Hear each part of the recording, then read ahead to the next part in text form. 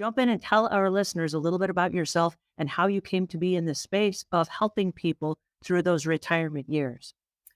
Yes, thank you, Angela. I'm 75 and I brag about it. And I have struggled with who am I in retirement. My main hot button was I started kind of bouncing off the walls and say, how do I know if I'm productive? There's no boss to say, oh, you're doing a good job. Yeah, get this done. I became the boss and nobody told me. That's a whole new revelation of I'm the one that calls the shots of how I spend my days. And, that structure of not having that job anymore and a task to do, a team to work with, or something that makes you feel productive. Oh, I contributed this or that or another thing.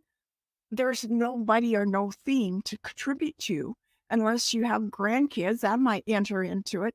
But I actually grew up on a farm in Eastern Washington. I'm north of Seattle, and I've always had a hot button for potential. And as a teenager, it was my potential. What's the mystery of, why am I here?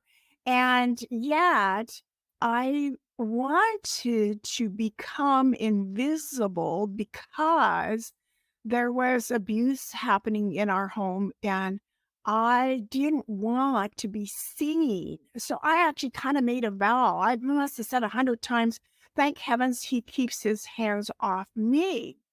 Well, I realize now, years later, even though I've dealt with some of that recovery work, I'm realizing I'm still struggling with feeling visible. Well, now I want to be visible, and yet there's this trauma in the background that maybe needs some more solution. Anyway, I stacked hay, milked cows, and gathered eggs on the farm, and I was the only one in my family that was a lifelong learner.